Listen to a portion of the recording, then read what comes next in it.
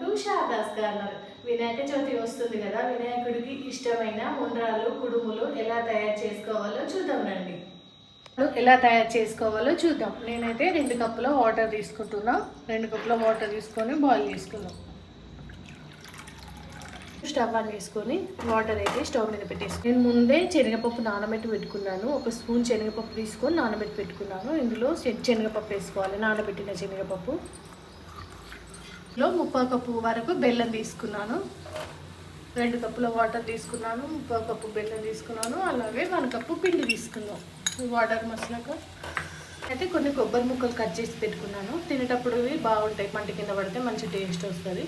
కావాలంటే తురుముకొని కూడా వేసుకోవచ్చు. అంటే బెల్లం కరిగిపోయింది. ఇప్పుడు పిండి పోసుకొని కలుపుకుందాం కొంచెం కొంచెంగా.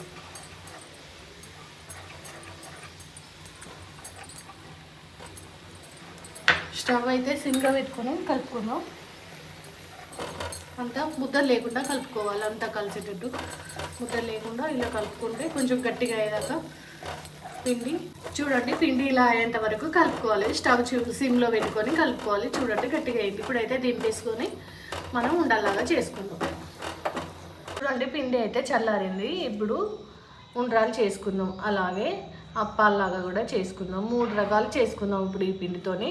ఇలా హోల్స్ ఉన్న జల్లెడ తీసుకొని దానికి కొంచెం ఆయిల్ అప్లై చేసుకొని పక్కన పెట్టేసుకున్నాను. ఇప్పుడు తయారు చేసుకునే అన్నీ ఇందులో పెట్టుకొని మనం స్టీమ్ చేసుకుందాం. చూడండి ఇలా కుడుములు చేసుకోవాలి. ఇలా అచ్చులు పడాలి. ఇట్లా అనుకోవాలి. ఇలా చేసి పక్కన పెట్టేసుకోవాలి.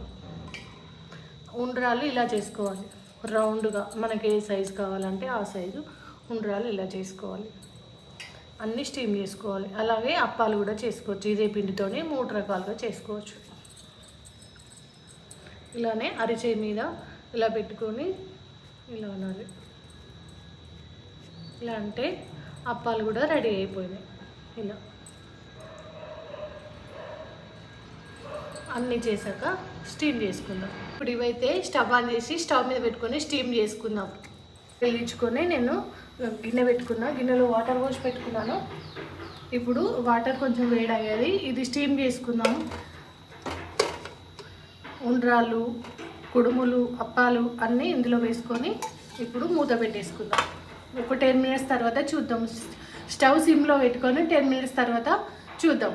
నిమిషాల తర్వాత చూడండి పూర్తిగా మంచిగా కుక్ అయిపోయినాయి, బాగా ఉడికినాయి ఇవి. ఇప్పుడైతే గ్యాస్ ఆఫ్ చేసి తీసి పక్కన పెట్టేసుకుందాం.